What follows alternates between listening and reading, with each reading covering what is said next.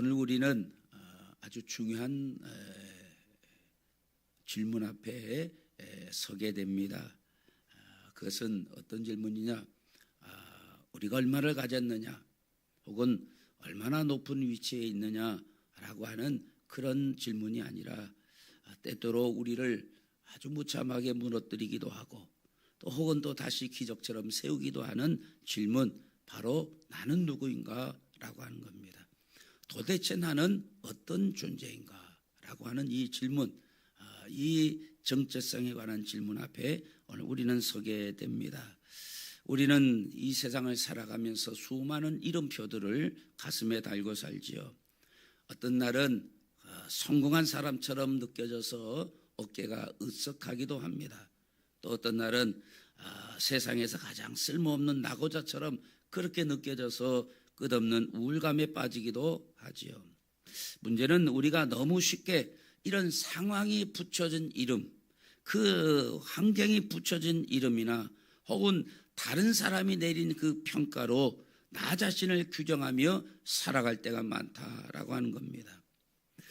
사업이 잘 풀리고 공부가 잘 되고 계획하는 일이 잘 되면 뭐 괜찮은 인생 같고, 또 어떤 사람과의 관계가 틀어지기라도 하면 마치 내 존재 전체가 다 부정당하는 것 같은 그런 착각 속에 살아간다는 거죠. 오늘 본문 이사야서 43장은 바로 그런 우리들에게, 다시 말하면 환경에 휘둘려서 내가 누구인지를 잊어버리고 살아가는 그 같은 사람들에게 하나님이 직접 찾아오셔서 정체성을 다시 규정해 주시는 장면이다라고 볼 수가 있습니다. 자, 이 이사야서 43장의 배경은 이 바벨론 포로 시대를 배경으로 하고 있습니다. 지금 이스라엘은 나라를 잃어버렸습니다. 하나님의 성전은 파괴되고 예루살렘의 성벽은 다 무너졌습니다. 그들은 이방 땅 바벨론의 포로로 끌려가 그들은 이름표를 달고 사는데 패배자라는 이름표, 노예라고 하는 이름표를 달고 살아가고 있습니다. 그들은 바벨론 강가에서 눈물을 흘립니다. 그들은 눈물을 흘리며 하나님 앞에 절망하며 묻습니다. 하나님, 우리를 버리신 것은 아니십니까? 우리는 끝장난 인생이 아닙니까? 라고 하는 그 같은 물음을 던집니다. 그때 하나님은 그들의 실수를 먼저 따져 묻지 아니하셨다라는 사실입니다. 단 하나 아주 강력한 선언으로 그들을 다시 일으켜 세우신다라는 겁니다. 바로 두려워하지 말라. 너는 내 것이다. 여러분, 사람이 정체성이 무너지면, 다시 말하면 내가 누구인가라고 하는 이 정체성이 무너지면 작은 말 한마디에도 무너지게 됩니다. 작은 실패 하나에 인생을 포기하는 모습을 보이기도 합니다.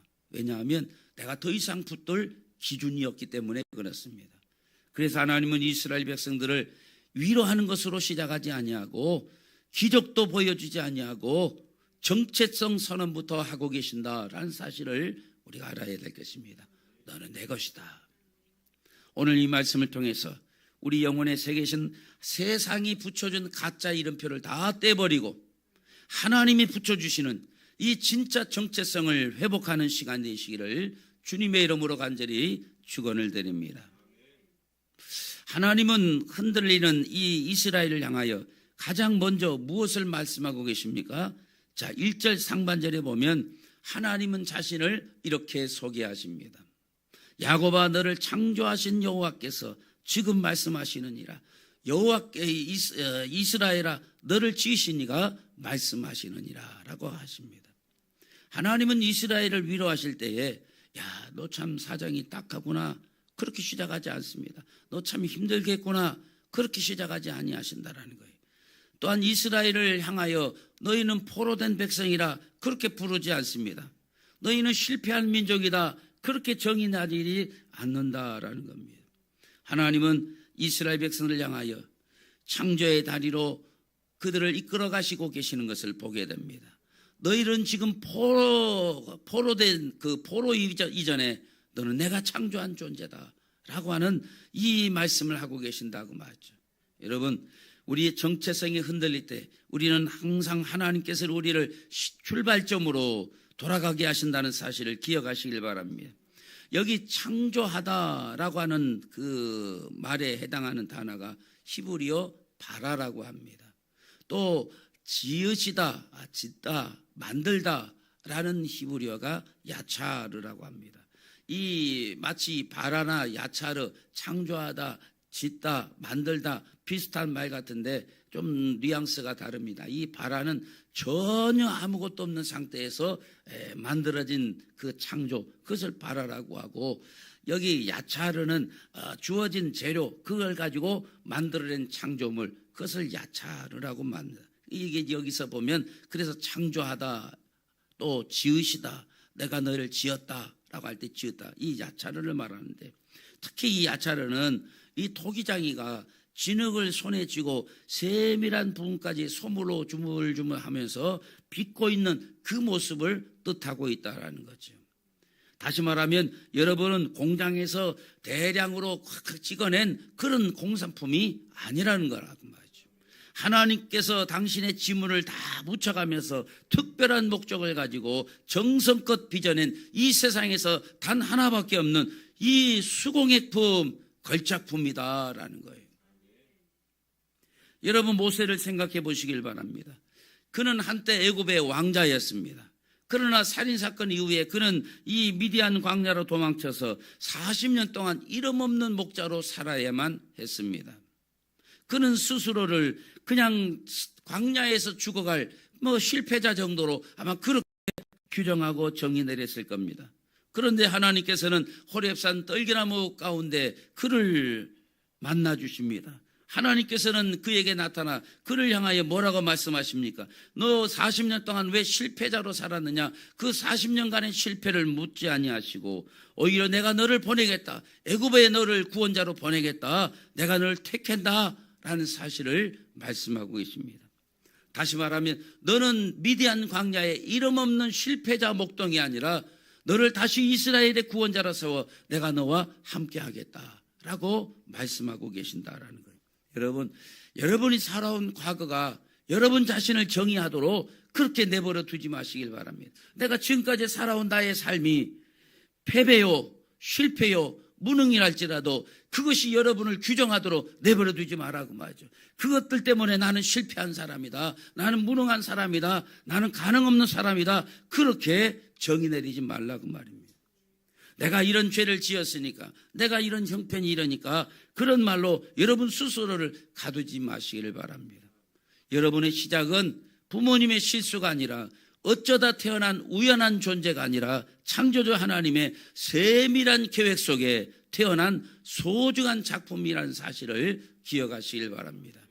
그래서 이스라엘 백성을 향하여 그들은 우리는 이제 포로다, 우리는 종이다, 우리는 노예다, 그 같은 정책 지나곤 그들의 삶으로 그들 자신을 규정하고 있을 때 하나님은 내가 너를 창조하였다, 너는 걸작품이다, 내가 너를 만들었고 지었다, 야차로 했다, 세밀하게 너희 한 사람 한 사람 내 지문을 묻혀가면서 세밀하게 빚었다라고 말씀하고 계신다고 말이죠. 여러분, 정체성이 흔들릴 때마다 여러분 꼭 기억하시길 바랍니다. 나를 만드신 분이 나를 가장 잘 아시고 나를 향하여 내가 참 잘 만들었다 감탄하고 계신다라는 사실을 기억하시길 바랍니다. 자, 이어서 하나님은 말씀하십니다. 내가 너를 구속하였고 라고 말씀하십니다. 여기 구속이라는 말의 원어는 가알이라고 합니다. 가알, 이 말은 값을 치르고 되찾다라고 말하는 거예요. 혹은 또 속량하다라는 뜻입니다. 그 이 구속이라는 말은 그래서 당시 시장에서 많이 쓰는 언어이기도 합니다. 노예 시장에서 몸값을 지불하고 노예를 사는 행위, 그래서 그 노예를 풀어주는 행위, 그것이 이 가알, 구속이라고 말이죠. 여러분, 물건의 가치는 누가 정할까요? 판매자가 부르는 값이 그게 물건의 값이 아닙니다. 이거 우리가 호가라고 그러죠. 여러분, 아파트 35평 아파트를 이거 부동산에 35억에 팔아주세요라고 내놓으면 그 아파트 가격이 35억이 됩니까? 아니에요. 그 가격이 실제로 어떻게 거래가 이루어졌느냐, 그게 그 아파트의 가격이 되는 거예요. 그러니까 나 이렇게 35억에 팔래가 아니라 나의 이거 35억이 안 되는 것 같아. 이거 34억에 해주세요. 그래서 팔리면 그게 실거래가라고 하는 거예요. 그래서 부동산 가격은 호가로 부동산 경기를 말하는 것이 아니라 실거래가, 그게 부동산 평가원에 신고된 이 실거래 가격으로 아파트의 등락을 이야기한다 그 말이에요. 그러니까 부르는 판매자에 의해서 가격이 정해지는 것이 아니라 그게 어떻게 거래되느냐, 어떻게 팔렸느냐, 사는 사람에 의해서 가격이 정해지는 거라 그 말이죠. 여러분, 누군가 여기 있는 이 컵 하나를 1억 원 주고 샀다라고 한다면 이 컵의 가치는 그때부터 얼마가 되는 거예요? 1억이 되는 거예요. 여러분, 전에 옛날 IMF 때 여러분 기억할지 모르지만 그때 나라가 경제적 어려우니까 이 대통령도 그렇고 이 유명한 이 사람들이 자기 애장품들을 이렇게 다 이제 바자회 같은 데 내놨어요. 그때 김대중 대통령이 짚었던 그 지팡이를 내놨는데 그게 뭐 4천인가 5천인가 팔렸어요. 누가 보더라도 그 지팡이는 뭐 기껏해야 몇십만 원 정도밖에 되지 않는 그런 지팡이라고 말이에요. 근데 사는 사람이 이거 대통령이 짚었던 거니까 난 4천만 원에 살래. 그러면 이 지팡이는 그때부터 4천만 원이 되는 거예요. 여러분, 제가 여기다가 뭔가를 끄적거려서 이거 10,000원에 사실래요 하면 여러분 사겠어요? 근데 피카소가 여기다가 끄적거려 가지고 하면은 이건 1,000만 원도 되고 2천만 원도 되는 거라고 말이에요. 다시 말하면 그것이 사는 사람에 의해서 그 가격이 매겨지는 거라고 말이죠. 우리 세상은 끊임없이 우리에게 가짜 가격표를 붙인다는 사실을 기억하시길 바랍니다. 저 사람이 연봉이 얼마인지, 저 사람이 뭐 어느 동네에 사는지, 강북에 사는지 강남에 사는지, 그 사람이 어느 대학에 갔는지, 그런 걸로 우리의 가격을 매기고 가치를 매긴다고 말이죠. 그런데 하나님은 우리를 사기 위해서 세상의 화폐를 쓰지 않는다는 사실을 기억하시길 바랍니다. 하나님 당신의 독생자 예수 그리스도의 생명을 지불하시고 우리를 사신 거예요. 이것이 성경이 말하는 구속인 것을 기억하시길 바랍니다. 여러분, 우리가 금요일마다 호세아에 대해서 말씀을 듣지 않습니까? 여러분, 호세아 이야기를 여러분 기억하시죠?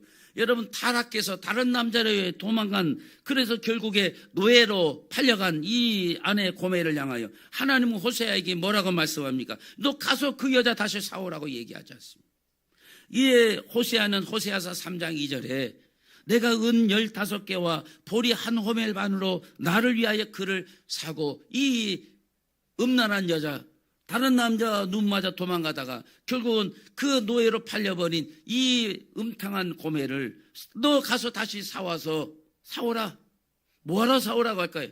네가 사다 노예로 부려먹어라, 그 얘기일까요? 아니, 그 여인을 사다가 다시 아내로 회복하라 말하는 거예요. 아마 고멜은 노예로 팔려가 있을 때에 그 남편 호세아가 그를 돈을 들고 다시 사갖고 왔을 때 나는 스스로 가치 없다고 여길지 몰라도 호세아의 사랑은 이 여인의 가치를 어떻게 매깁니까? 다시 찾은 아내로 그 가격을 매기고 있다는 사실을 기억하시길 바랍니다.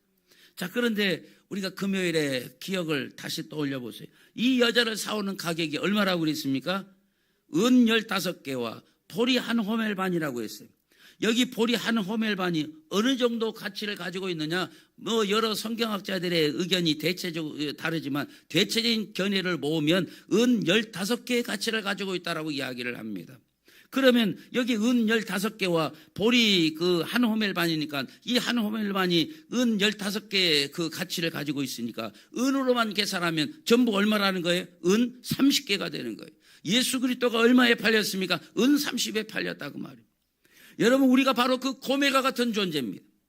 죄 가운데 방황하고 스스로 비하하며 살던 우리를 위해 하나님은 십자가라고 하는 가장 값비싼 값을 치르셨다는 사실을 기억하시길 바랍니다. 그러므로 우리의 몸값은 예수님 자리인가 되는 거예요. 왜냐, 예수님을 지불하고 사셨기 때문에.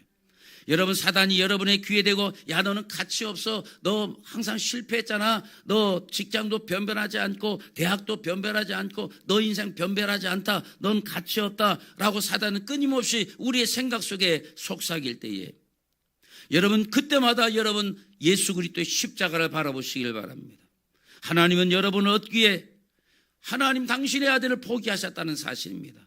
여러분 그만큼 귀한 존재라는 사실을 기억하시길 바랍니다. 이제 하나님은 우리의 정체성에 마지막 쐐기를 박는 말씀을 하십니다. 1절을 딱 같이 봅니다. 내가 너를 지명하여 불렀나니 너는 내 것이라. 여러분 동양이나 서양이나를 막론하고 이름을 부른다라는 것은 인격적인 관계를 맺는다라는 뜻입니다. 여러분 감옥에 있는 사람들은 어떻게 부릅니까? 4395호 면회 513호 나와 번호로 불러요. 인격적인 관계가 아닙니다. 너는 수용자야. 그냥 번호로 불려줘요. 여러분 그런데 하나님은 우리를 번호로 부르지 않는다는 사실을 기억하시길 바랍니다. 하나님은 우리를 야 인류 2호야 3호야 야 사람 광명 2호 그렇게 부르지 않는다고 말이에요. 죄인 A 죄인 B 그렇게 부르지 않습니다. 우리의 이름을 아신다고 말이에요. 우리의 앉고 일어섬을 아시고 우리의 시름소리를 알고 계신다는 사실을 기억하시길 바랍니다. 하나님은 우리를 수억 명의 사람 가운데 그냥 하나로 뭉뚱거려 우리를 대하지 아니하신다고 말입니다. 여러분 한 사람 한 사람의 이름을 정확하게 부르시고 알고 계신다는 사실을 기억하시길 바랍니다. 그리고 그 이름을 다정하게 부르십니다. 김춘수 시인의 꽃에 보면 이런 구절이 있습니다. 내가 그의 이름을 불러주었을 때 그는 나에게로 와서 꽃이 되었다 라는 시가 있습니다. 여러분 들판에 있는 수만 송의 꽃들 그 꽃들은 그냥 꽃인 거예요. 그런데 내가 그 꽃 가운데 하나를 내 이름을 하나의 이름을 붙여주고 그것을 내 화분에 심는 순간 그것은 나의 꽃이 되는 거예요. 옛날에 어떤 영화인가 제가 TV에서 영화에 관심이 없어서 제목은 기억 안 나는데 이 배구공 하나 그 바다에 빠져서 이렇게 표류한 사람이 이 배구공 하나를 딱 가지고 그 배구공을 거기다 이름을 붙이죠. 그래서 그 배구공과 대화를 하는 거예요. 그 이름 내가 기억이 안 나는데 한번 검색을 나중에 해서 2부 예배 때 할 수 있도록 한번 검색 한번 해주세요. 그 영화를 한번 보는데 그 배구공은 사람이 되는 거예요. 그 배구공은 더 이상 이제 이름을 붙이고 함께 할 때 그 배구공은 그냥 가죽공이 아닌 거예요. 나와 함께 관계를 나누는 내 존재 이유가 되는 거예요. 그 사람이 나중에 이제 구주를 받았을 때 그 공을 이렇게 항상 그리워하고 있는 그 모습을 보이지 않느냐 그 말이죠. 여러분 이름을 부른다는 것이 그만큼 소중한 거예요. 여러분 이름을 부른다는 것은 단순히 그냥 소리, 음파 이 소리를 내는 것이 아니라 누군가를 존재하게 하고 의미를 부여하며 이 나의 관계 안으로 초대하는 행위라는 사실을 여러분 기억하시길 바랍니다. 사람이 존재감을 느끼는 순간은 누군가 내 이름을 불러줄 때입니다. 하나님은 오늘도 우리를 이렇게 부르십니다. 나는 내 이름을 안다. 여러분 여리고의 세리장 삭개오를 여러분 기억하십시오. 사람들은 그를 이름 부르지 않습니다. 매국노라고 부릅니다. 혹은 죄인이라고 부릅니다. 또 심한 사람은 천하에 때려 죽일 놈이라고 부르기도 할 겁니다. 야 저기 쓰레기 간다 아마 그렇게 불렀을지도 모릅니다. 이 이스라엘 백성들의 고혈을 빠는 이 삭개오는 사람들에게 이름이 정상적으로 아마 불려지지 않을 거예요. 거의 대부분 매국노, 죄인, 죽일 놈 막 이렇게 불렸을 거예요. 누구도 그의 이름을 따뜻하게 불러주지 않았습니다. 그러나 예수님은 뽕나무 위에 올라간 그를 향하여 정확하게 말씀합니다. 삭개오야 내려오라. 삭개오의 이름을 불러주셨다라는 거예요. 예수님이 그의 이름을 부르는 순간에 그의 정체성은 세상에서 쓰레기, 세상에서 소외된 죄인, 그 죄인이 아니라 이제 아브라함의 자손으로 회복되는 순간인 것을 기억하시길 바랍니다. 주님이 삭개오의 이름을 부르는 순간 그의 일생을 짓눌렀던 열등감, 죄책감이 눈녹도 사라졌다라는 거예요. 아마 그가 독하게 세리장으로 성공할 수 있었던 것도 아마 그의 이 짜리몽땅한 그 키에 대한 열등감이 아니었을까 아마 저는 그렇게 생각해 봅니다. 왜 우리가 보면 친구들 가운데도 저같이 덩치 큰 사람이 싸움 잘하지 않고 저렇게 조그마한 애들이 싸움을 항상 잘해갖고 내가 그런 사람 봐요. 왜 그럴까요? 작고 갈수록 독해요. 사람들이 뭐 무시할까봐 더 독해. 오히려 나같이 호대 멀쩡한 사람이 허여멀게 하고 몰렁몰렁하지. 이 삭개오도 아마 어릴 때부터 야 똥자루 난쟁이 삭개오 아마 그렇게 불렸을 거예요. 독해진 거예요. 그래서 내가 사람들에게 인정받는 건 내가 돈을 버는 것이다. 그래서 아마 처음에 말단 세무공무원으로 들어갔겠죠. 독하게 돈을 모으기 시작합니다. 그래서 세금 징수율이 높아지니까 점점 이제 세무서장까지 세리장까지 되는 것 아닙니까? 사람들은 그 독한 모습의 삭개오를 죄인이라고 부르고 가까이 하지 않습니다. 그는 그런 열등감이 있었을 거라고 말이죠. 그런데 예수님께서 그의 이름을 불러주시는 순간 그 모든 것들이 다 눈 녹듯 사라져 버립니다. 그러니까 그 마음이 풀려져 버리니까 어떻게 합니까? 그제서는 이제 그를 눌렀던 열등감과 죄책감이 사라지니까 이제는 내 재산을 내놓겠다. 내가 토색한 것에서 내 배를 갚겠다. 그 모습까지 나아가게 되는 것을 보게 됩니다. 여러분, 이름이 불려진다라는 것은 내가 누군가에게 드디어 이제 의미 있는 존재가 되었다라고 하는 것을 뜻한다는 것을 기억하시길 바랍니다. 더 나아가 하나님 우리를 향하여 너는 내 것이라 선포합니다. 하나님은 이것을 소유권 이전으로 말씀하고 계신다고 말이죠. 그동안 우리는 내 인생의 주인이 나 자신이나 또 내 인생의 주인이 세상이었는데 하나님으로 바뀌었다라는 선언인 것을 기억하시길 바랍니다. 하나님의 것이 되었다라고 하는 것은 여러분 놀라운 보증이 따른다는 것을 기억하시길 바랍니다. 자, 2절 말씀을 한번 다 같이 봅니다. 내가 물 가운데로 지날 때에 내가 함께 할 것이라 강을 건널 때에 물이 너를 침몰하지 못할 것이며 내가 불 가운데로 지날 때에 타지도 아니할 것이요 불꽃이 너를 사르지도 못하리니. 자, 여러분 하나님의 것이 된 사람에게 주어지는 놀라운 은혜와 보증이 뭐냐? 여러분 오해하지 마세요. 여기 보면 하나님의 소유가 되었다고 해서 우리 인생에 물이 없고 불이 사라지는 것 아닙니다. 다시 말하면 고난이 사라지는 것은 아니라는 거예요. 여전히 우리는 강을 건너야 될 때가 있고 여전히 우리는 불꽃 사이를 지나가야 될 상황이 올 때도 있다고 말이죠. 그런데 하나님의 것이 되면 뭐가 다르냐? 물이 없고 불이 없다, 고난이 없는 것이 하나님의 것이 된 특징이 아니라 우리가 하나님의 것이 되어도 물 강을 지날 때도 있고 불꽃 사이로 지날 때도 있지만 하나님의 것이 되면 하나님이 함께 하신다라는 거예요. 그 차이가 있는 거예요.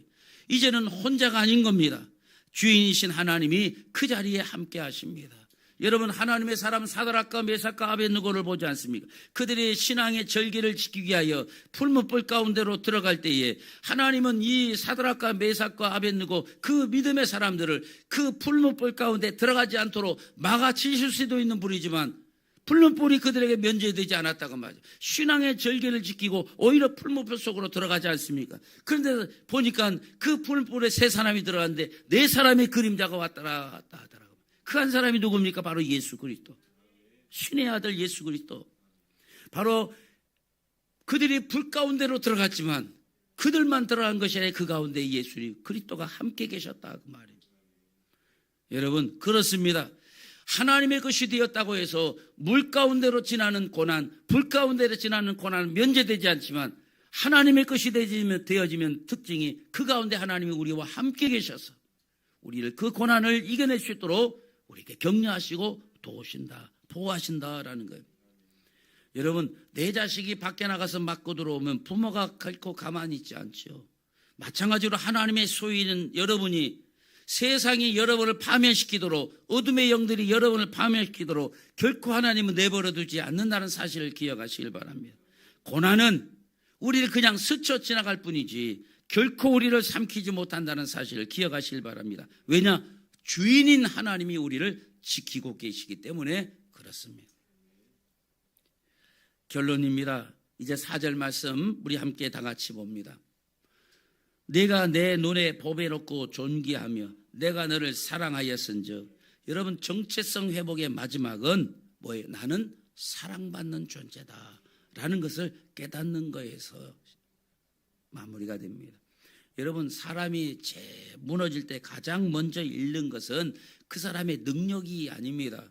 내가 사랑받고 있다라는 그 확신이 무너진다라는 거예요. 그런데 하나님은 말씀하십니다. 뭐라고 말씀하십니까? 야 네가 잘해서 내가 사랑하는 것이 아니야. 네가 유용하기 때문에 쓸모가 있기 때문에 사랑하는 것이 아니야. 나는 그냥 너를 사랑해 라고 말씀하신다는 거예요. 여러분, 이 말은 우리가 뭔가 대단한 업적을 세웠을 때 주시는 상장과도 같은 말씀이 아니라는 거예요. 우리가 그래서 내가 뭔가 업적이 있을 때 내가 하나님의 사랑을 받고 내가 무엇인가 아무것도 하지 못하고 실패자로 있을 때 하나님께 사랑하지 못한다, 그런 감정 하지 말라고 말이죠. 네가 어떤 상황, 네가 유용하기 때문에 내가 너를 사랑하는 것이 아니야. 네가 능력이 있기 때문에, 네가 무슨 성과를 냈기 때문에 내가 너를 사랑하는 것이 아니다. 나는 너를 그냥 사랑한다라고 말하고 있는 거예요. 여러분, 이스라엘 백성들이 바벨론 이 포로지에서 눈물을 흘리며 소망 없이 살아갔던 이 백성들, 그들에게 주신 이 무조건적인 사랑의 선포임을 기억하시길 바랍니다. 그들은 바벨론 강가에서 우리는 다 끝났다, 실패했다, 우리는 종이다, 노예다라고 스스로의 정체성을 규정하고 있을 때 난 너의 것이다, 나는 너를 끝까지 보배롭고 존귀하게 여기며 너를 사랑한다 라고 말씀하고 계시는 거예요. 사랑하는 성도 여러분, 정체성은 내가 기억해내는 과거가 아닙니다. 오늘 하나님의 약속을 선택하는 믿음이 나의 정체성임을 기억하시길 바랍니다. 그러므로 세상이 여러분을 향하여 뭐라고 말하든 세상을 향하여는 귀를 닫으시길 바랍니다. 상황이 여러분을 어떻게 몰아세울지라도 그 상황 속에 비굴해지지 마시길 바랍니다. 대신 가슴에 손을 얹고 하나님의 이 선언을 믿음으로 받아들이시길 바랍니다. 나는 창조주 하나님, 너는 창조주 하나님, 나의 걸작품이다. 나는 예수의 피로 산 하나님 앞에 보배롭고 존귀한 존재다. 나는 하나님의 소유가 되고 하나님은 끝까지 나를 책임지는 나는 그런 인생이다. 스스로를 향하여 선포하시길 바랍니다. 여러분, 이 확신이 있다면 우리는 어떤 환경 속에서도 다시 일어날 수가 있습니다. 이 한 주간 또 우리의 이 세상의 삶 가운데 여러분 당당하시길 바랍니다. 너는 내 것이다 말씀하시는 아버지 하나님의 이 음성을 여러분 우리의 마음에 새기고 하나님의 사람답게 보배롭고 존귀한 자답게 승리하며 살아가시기를 주님의 이름으로 간절히 축복합니다.